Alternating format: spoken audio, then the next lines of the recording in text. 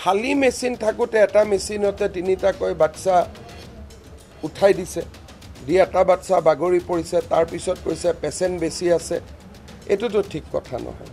মই নিজে অত্যন্ত দুখ আৰু লাজ পাইছোঁ যে এনেকুৱা ঘটনা আমাৰ মেডিকেল কলেজখনত হৈছে। মই নিজে অত্যন্ত লাজ পাইছোঁ, বুজাব নোৱাৰাকৈ মই লাজ পাইছোঁ। এটা ভুলক ভুল বুলি স্বীকাৰ কৰাৰ সাহস থাকিব লাগে, যে এইটো এটা ভুল হৈছে, ভুল বুলি স্বীকাৰ কৰিব লাগে। ইয়াত যদি প্ৰিন্সিপাল ছুপাৰিণ্টেণ্ডেণ্ট যোনে আপোনালোকক এইবিলাক কথা কৈছে তেওঁলোককো মই বেয়া পাইছোঁ।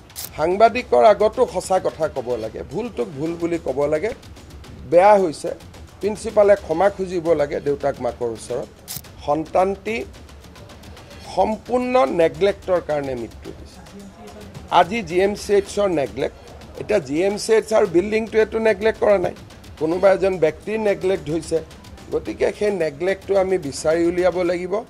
গুৱাহাটী চিকিৎসা মহাবিদ্যালয়ত আজি ৰাতিপুৱা শ্ৰীমতী স্মিতা ডেকা আৰু উৎপল বৰদলৈৰ নৱজাত সন্তান এটা আমাৰ যিটো জণ্ডিছ নহ'বৰ কাৰণে আমি যিটো ফটোথেৰাপিক মেচিনত থওঁ তাৰ পৰা বাগৰি পৰে আৰু পুত্ৰ সন্তানটিৰ মৃত্যু হয়, ছোৱালী সন্তানটিৰ মৃত্যু হয়। ছোৱালীজনীৰ ওজন প্ৰায় 3.7 কেজি আছিলে। বিষয়টোৰ ওপৰত অনুসন্ধান কৰিবলৈ ৰাজ্য চৰকাৰে এখন 3জনীয়া কমিটি গঠন কৰি দিছে। আমাৰ অতিৰিক্ত মুখ্য সচিব সুইটি চাংচন, ডাইৰেক্টৰ মেডিকেল এডুকেশ্যন আৰু এইমছৰ এজন বিশেষজ্ঞৰে সৈতে এই তদন্ত কমিটিটো গঠন হ'ব।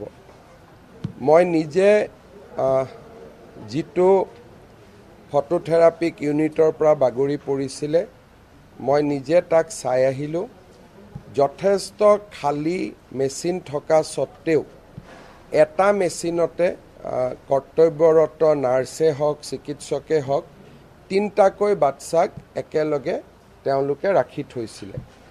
মেচিনৰো অভাৱ নাছিলে, যথেষ্ট খালী মেচিন আছিলে। এনেকুৱাও নহয় যে মেচিন নথকা বা মেচিনৰ অসুবিধাৰ কাৰণে তেওঁলোকে এটা সন্তানৰ জেগাত বা দুটা সন্তানৰ জেগাত 3টাক ৰাখি থ'বলগীয়া হৈছিলে।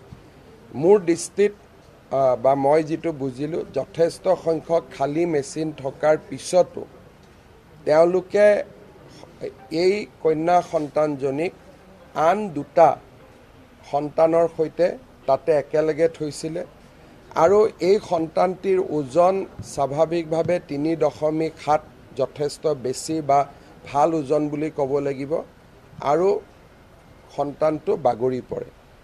এনেকুৱা ঘটনা GMCHত আজিলৈকে মই দেখাও নাই। 2006 চনৰ পৰা মই GMCHৰ লগত জড়িত।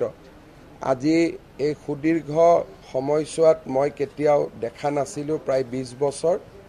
আজিৰ ঘটনাটো দেখি মই নিজেও অত্যন্ত দুখিত, কাৰণ আমাৰ GMCHৰ যিটো প্ৰতিষ্ঠা, এই প্ৰতিষ্ঠাৰ লগত এই বিষয়টো একেবাৰে সংগতি নাখায়। ইয়ে মেডিকেল কলেজখনৰ প্ৰতি যিটো ৰাইজৰ ভালপোৱা আছে সেই ভালপোৱাটো কমাই দিয়ে। আমাৰ বাবে অত্যন্ত দুখজনক ঘটনা। মই সেইবাবে নিজে ঘটনাটো পৰিদৰ্শন কৰিলোঁ। অহা 3 দিনৰ ভিতৰত বা 4 দিনৰ ভিতৰত কমিটিখনে ৰিপৰ্ট দিব। কৰ্তব্যৰত নাৰ্ছগৰাকীক ইতিমধ্যে আমি নিলম্বিত কৰিব দিছোঁ আৰু গোটেই বিষয়টো যিহেতু CCTV ফুটেজ আছে, গতিকে গোটেই বিষয়টো আমি নিৰপেক্ষভাৱে তদন্ত কৰিম। চাওক, আজিৰ কথাটো তেনেকুৱা নহয়। ৰোগী কম আছিলে, মেচিন বেছি আছিলে, আৰু GMCHত এতিয়া সুবিধা যথেষ্ট আছে, আৰু এনেকুৱাও নহয় যে ৰোগী অসম্ভৱ আছে। ইয়াতকৈ বেছি ৰোগী থকা অৱস্থাটো মই GMCHত আহিছোঁ। আজিয়ে যেতিয়া মই মেডিকেল কলেজৰ বা যিটো জননী আমি বুলি কওঁ সেই বিল্ডিংটোত মই গৈছিলোঁ, আগতে মানুহ একদম ঠেচ খাই থাকে, কিন্তু আজি তাৰ তুলনাত মানুহ 25%। কাৰণ বিভিন্ন গাঁও, বিভিন্ন নগৰ, বিভিন্ন মেডিকেল কলেজ হোৱাৰ পিছত GMCHৰ ওপৰত হেঁচা বঢ়া নাই, হেঁচা কমিছে। আৰু মেডিকেল কলেজখনো চাৰিওফালে আৰম্ভ হোৱা ৰাস্তাৰ সিফালেও বহুত ব্যৱস্থা গুচি গৈছে। গতিকে ক'ব গ'লে কালিৰ যিটো বা আজি ৰাতিপুৱাৰ যিটো ঘটনা, এইটো আমি পেচেণ্ট বেছি হৈছে বুলি আমি দায় সাৰিব পৰা ঘটনা নহয়। এইটো এটা মানৱীয় ভুল। ভুলটো ইচ্ছাকৃত নে অনিচ্ছাকৃত তাৰ তদন্ত কৰিব লাগিব, কিন্তু ভুলটোক আমি ভুল বুলি ক'ব লাগিব। তাক বেলেগ কথা কৈ ভুলটো নহয় বুলি কোৱাৰ চেষ্টা কৰাটো মই উচিত বুলি নাভাবোঁ। এইটো এটা ভুলো হৈছে আৰু অক্ষমনীয় অপৰাধো হৈছে। আৰু কথাটো শুনাৰ পৰাই ৰাতিপুৱাৰ পৰা মনটো বেয়া লাগি আছে, সেইকাৰণে মই নিজে গুচি আহিলোঁ। এইটো একেবাৰে উচিত নহয়।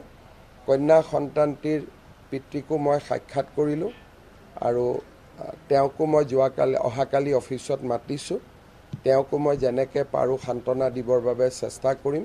কিন্তু ইমান ধুনীয়া 3.7, তাৰমানে ইমান ধুনীয়া সুঠাম বুলি ক'ব লাগিব, ছোৱালী এজনী এনেকৈ আমাৰ হস্পিটেলত মৃত্যু হোৱাটো, সেইটো মানি ল'বলগীয়া বিষয় নহয়। মই নিজে অত্যন্ত দুখ আৰু লাজ পাইছোঁ যে এনেকুৱা ঘটনা আমাৰ মেডিকেল কলেজখনত হৈছে। মই নিজে অত্যন্ত লাজ পাইছোঁ, বুজাব নোৱাৰাকৈ মই লাজ পাইছোঁ। বাকী ডিছচাৰ্জ হৈছে, তেওঁলোকৰ কোনো একো বাকী কেইজন, বাকী মোক প্ৰিন্সিপালে কোৱা মতে বাকী দুজনৰ কোনো নাই আৰু তেওঁলোক বাগৰি পৰা নাছিল, তেওঁলোক অকণমান হালি আছিলে। গতিকে তেওঁলোকৰ কোনো অসুবিধা হোৱা নাই। বাকী দুগৰাকীৰ ডিছচাৰ্জ হৈছে। এই সন্তানটিয়ে যিটো কন্যা সন্তানগৰাকীৰ মৃত্যু হৈছে। কালি ভিডিঅ'টো চোৱা যাওক যে কি পৰিৱেশত হৈছিলে, আৰু মই চালে বিষয়টো নিৰপেক্ষ নহ'ব। গতিকে ইনকুৱাৰী কমিটিয়ে গোটেই বস্তুটো চাওক। আৰু অহাকালি মই আমাৰ কমিশ্যনাৰক আন মেডিকেল কলেজ কেইখনৰ লগতো এখন ভিডিঅ' কনফাৰেঞ্চ কৰিব দিছোঁ, যাতে এনেকৈ ফটোথেৰাপি ইউনিটত 3-4টাকৈ বাচ্চা তেওঁলোকে ৰাখি নথয়, ক'ৰবাত যদি আছে। আৰু এই গোটেই ঘটনাটোৰ পৰিপ্ৰেক্ষিতত আমি এখন SOPও বনাব লাগিব, যাতে আন মেডিকেল কলেজ, এইটো এটা ঘটনা আজি GMCHত হৈছে, কালি ডিব্ৰুগড়তো হ'ব পাৰে।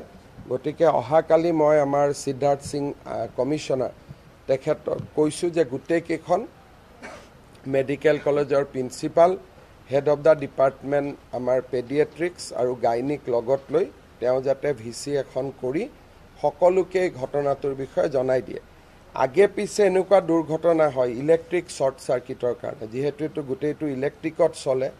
ইলেক্ট্ৰিক শ্বৰ্ট চাৰ্কিট হোৱা মই আগত শুনিছোঁ, কিন্তু এনেকৈ পৰি যোৱা এইটো ময়ো আজি জীৱনত প্ৰথমবাৰ শুনিছোঁ। তেওঁলোকে এইটো কথা ক'ব নাপায়, সেইটো কথা কৈছে যদিও মই আকৌ দুখ পাইছোঁ। কাৰণ এইখন মেডিকেল কলেজত প্ৰয়োজনীয়তকৈ অজস্ৰ ডাক্তৰ আছে, প্ৰয়োজনতকৈ অধিক নাৰ্ছ আছে, প্ৰয়োজনতকৈ অধিক ইয়াতে ৱাৰ্ড বয়, ৱাৰ্ড গাৰ্ল আছে। আৰু কোনো ফালৰ পৰা এইখন মেডিকেল কলেজত ষ্টাফ কোনো সমস্যা নাই। মেচিন আটাইতকৈ ভাৰতৰ ভিতৰতে ভাল মেচিন আছে। এইখন মেডিকেল কলেজত এটা সময়ত আমি হাজাৰ হাজাৰ ক'ভিড ৰোগীক একেলগে চিকিৎসা কৰিছোঁ। গতিকে যদি কোনোবাই এইবোৰ কথা কৈছে, সেইটো দায়খৰা মন্তব্য, আৰু সেইটো মন্তব্যক মই মানি নলওঁ। কাৰণ মই যেতিয়া আগতে মেডিকেল কলেজত আহোঁ, আজিতো অহা নাই, এইখন মেডিকেল কলেজত মই 1000 বাৰ আহিছোঁ। ভৰি দিব জেগা নাছিলে, খোজকাঢ়ি যাব নোৱাৰি, ইমান মানুহ। আজিতো মানুহেই নাই। এতিয়াতো অসমত 14খন মেডিকেল কলেজ হোৱাৰ পিছত ইয়াতে পেচেণ্টটো বাঢ়ি যোৱা নাই, বাঢ়িছে, ছুপাৰ স্পেচিয়েলিটিত বাঢ়িছে, নিউৰত বাঢ়িছে, কিন্তু আমাৰ ক'তো গাইনীৰ সন্তানটো ডেলিভাৰী মাত্ৰাটোতো বাঢ়ি যোৱা নাই। গতিকে এটা ভুলক ভুল বুলি স্বীকাৰ কৰাৰ সাহস থাকিব লাগে, যে এইটো এটা ভুল হৈছে, ভুল বুলি স্বীকাৰ কৰিব লাগে। ইয়াত যদি প্ৰিন্সিপাল, ছুপাৰিণ্টেণ্ডেণ্ট যোনে আপোনালোকক এইবিলাক কথা কৈছে, তেওঁলোককো মই বেয়া পাইছোঁ। এইবিলাক কথা ক'ব নালাগে। সাংবাদিকৰ আগতো সঁচা কথা ক'ব লাগে, ভুলটোক ভুল বুলি ক'ব লাগে। বেয়া হৈছে প্ৰিন্সিপালে ক্ষমা খুজিব লাগে দেউতাক মাকৰ ওচৰত ইয়াতে বেলেগ কথা একো নাই ইয়াতে আৰু পেচেণ্ট বেছি হৈছে চৰকাৰক কওক আৰু 100জন ডক্টৰ দিম মোকতো কেতিয়াও কোৱা নাই মইতো প্ৰিন্সিপালৰ লগত এভৰি দুদিনত ফোনত কথা পাতোঁ মেডিকেলত মই আহি থাকোঁ কেতিয়াওতো মোক কোৱা নাই যে ইয়াতে কিবা কম আছে এইখন মেডিকেল কলেজত অপৰ্যাপ্ত ডক্টৰ আছে ডক্টৰে চাৰ্জাৰী কৰিব নোৱাৰে এজন ডক্টৰে ইয়াত সপ্তাহত এদিন চাৰ্জাৰী কৰিবও জাগা নাপায় ডক্টৰৰ কাৰণ চাৰ্জাৰী ডিপাৰ্টমেণ্টত ইমান ডক্টৰ আছে যে ৰোটেশ্যনত মই ঠিক কথা কৈছোঁ নে নাই বৰ্মন সপ্তাহত এদিন যেনে তেনে পায় বাকী 6 দিন এনেই থাকে গতিকে এইটো সম্পূৰ্ণ ভুল তথ্য সন্তানটি সম্পূৰ্ণ নেগলেক্টৰ কাৰণে মৃত্যু হৈছে আজি GMCHৰ নেগলেক্ট এটা GMCH আৰু বিল্ডিংটোৱেতো নেগলেক্ট কৰা নাই কোনোবা এজন ব্যক্তিৰ নেগলেক্ট হৈছে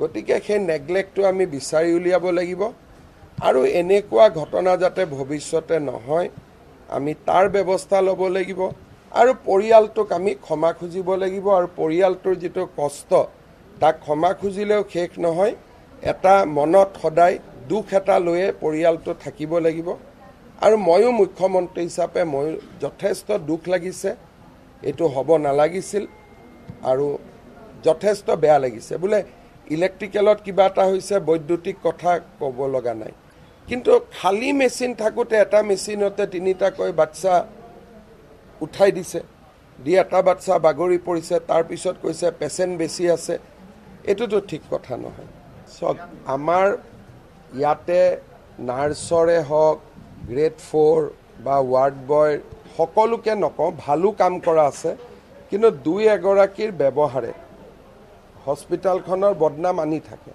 এতিয়াও মই নামি আহোঁতে মোক কেইজনমানে কমপ্লেইন কৰি আছিলে যে ট্ৰলিখনত 200 টকা খুজি আছে মই এতিয়াই আমাৰ পুলিচক কৈছোঁ যে আজি ৰাতি এৰেষ্ট কৰক বুলি গতিকে অকণমান শাসনৰ প্ৰয়োজন থাকে আৰু মই ভাবোঁ যে প্ৰিন্সিপাল কৰ্তৃপক্ষ যথেষ্ট কঠোৰ হ'ব লাগে কোনোবাক যদি খবৰ পায় অমুক নাৰ্ছে বেয়া ব্যৱহাৰ কৰিছে দূৰত ট্ৰান্সফাৰ কৰি দিলে লেঠাটো মৰি যায় কোনোতো যাব নোখোজে নিজে নিজে ঠিক হ'ব গতিকে পাব্লিকৰ কমপ্লেইন শুনাৰ সাহসটো থাকিব লাগে আগতে মই প্ৰায়ে আহিছিলোঁ শুনিছিলোঁ কৰিছিলোঁ যেতিয়াই প্ৰিন্সিপাল ছুপাৰিণ্টেণ্ডে পেচেণ্টৰ কথা নুশুনে কোনোবা কমপ্লেইন দিলে একশ্যন নলয় তেতিয়া এনেকুৱা হয় নাৰ্ছৰটো অসমত অভাৱ নাই ৱাৰ্ড বয়টো অভাৱ নাই গতিকে আমি বেয়া ব্যৱহাৰ কৰিলে কিয় একশ্যন ল'ব নোৱাৰোঁ গতিকে মই আকৌ আহিম আজিৰ ঘটনাটোৱে অলপমান মোৰো চকু মেল খুৱাইছে যে ইয়াতে মই পেচেণ্টখিনিয়ে আৰু কেইটামান কমপ্লেইন দিছে